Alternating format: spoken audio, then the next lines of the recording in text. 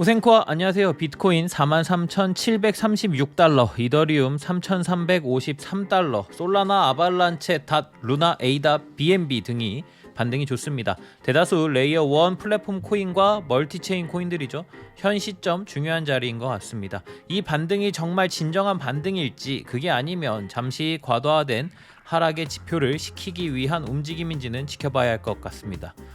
공포 탐욕 지수가 오늘도 21입니다. 가격적으로는 하루하루 비트코인 기준 1000불, 2000불씩 오르고 있지만 대중은 여전히 공포를 느끼고 있습니다. 가격이 오르더라도 강력한 상승 추세 안으로 들어와줘야 상승에도 큰 의미를 둘 수 있지 않을까요? 22년 크립토계에 눈여겨봐야 할 부분들은 무엇이 있을까요? 항상 강세였던 디파이, 그리고 새롭게 떠오르는 NFT, 메타버스, P2E 게임들, 또 최근 가장 핫하게 올라온 웹3 정도가 있겠죠. 더불어 기존 중앙화된 거래소가 아닌 탈중앙화 거래소 덱스에도 집중해서 봐야 할 것 같습니다. 오아시스 네트워크의 첫 덱스인 유주스왑에서 처음으로 24시간 만에 TVL이 1억 달러를 달성했다는 이야기가 있네요.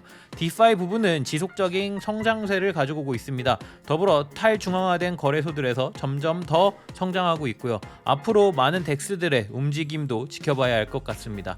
또한 어제 이야기 드린 룩레어의 1일 거래량도 오픈시를 넘어섰다는 이야기를 해드렸었죠.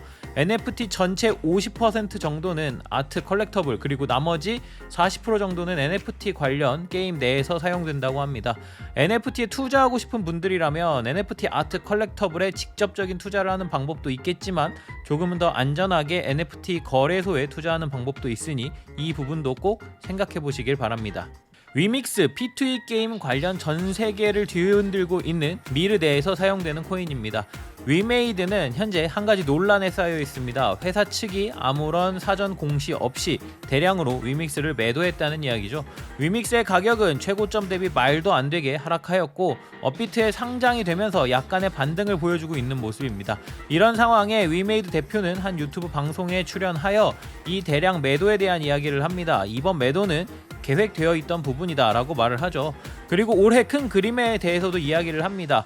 위믹스, 업비트 상장날도 일어났던 이슈지만 클레이튼 계열의 입출금 문제가 생겼었죠. 현재 위믹스는 클레이튼 메인넷을 사용하고 있습니다. 하지만 더욱더 큰 발전을 위해 새로운 네트워크 안에 들어갈 수 있도록 22년 내에 메인넷 이전을 선언했습니다. 새로운 메인넷에 얹혀질 위메이드의 모든 P2E 게임들, 장영국 대표님 한번 기대해봐도 되겠습니까?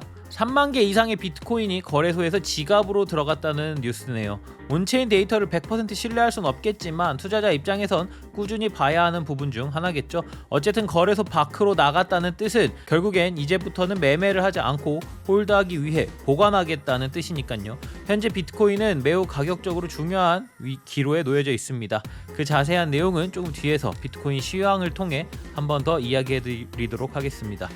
스위스 은행들은 3년 이내에 비트코인을 은행에서 서비스하는 것에 대한 관심이 있다고 밝혔다 합니다.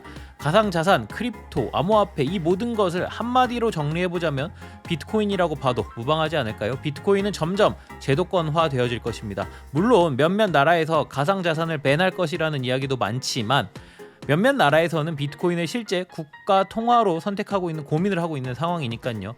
지속 이야기하는 터키 역시 터키 화폐 리라의 가치가 바닥을 치고 있으며 그 사이에서 국민들은 비트코인이나 스테이블 코인을 사서 모으는 것에 집중하고 있다고 합니다. 매일 이야기 드리지만 중단기적으로는 가격적 하락이 올 수 있습니다. 하지만 4년, 5년을 넘어서 저 먼 미래까지 살펴본다면 분명 이 시장은 지속 우상향할 것이며 더욱더 많은 사람들에게 인정받는 상황이 될수록 우리는 더욱더 초기에 진입한 현명한 투자자가 될 테니까요. 시즌 종료일 수 있지만 어디까지나 종료 이후엔 새로운 시작이 있습니다. 항상 기억해주세요. 1월 13일 저는 코인생존계 김비트입니다. 앞으로 변화될 가상자산 시장의 모든 것, 전 세계에 나오는 뉴스를 보면서 자신의 관점을 확실하게 키우고 또 그것이 맞아 떨어져 나간다면 조금은 더 흥미롭지 않을까요? 오늘도 코인생존기 출발하겠습니다. 가자! 구독, 좋아요, 알림 설정 부탁드립니다. 오늘도 소중한 시간 내주신 구독자, 시청자 여러분들 항상 감사하고 사랑합니다.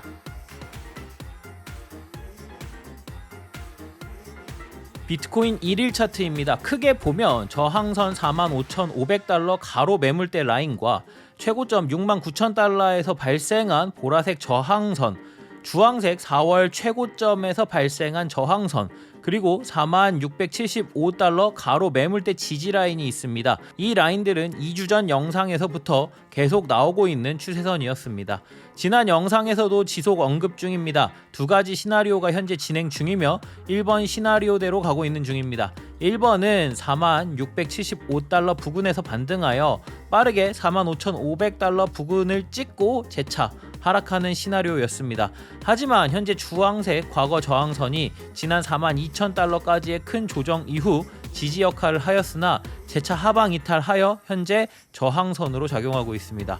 FOMC의 영향으로 단기 반등을 이어갔으나 저항선 때문에 45,500달러까지의 반등이 쉽지 않네요. 주황색 선 44,200달러를 뚫어버린다면 45,500달러까지 반등이 가능해 보입니다.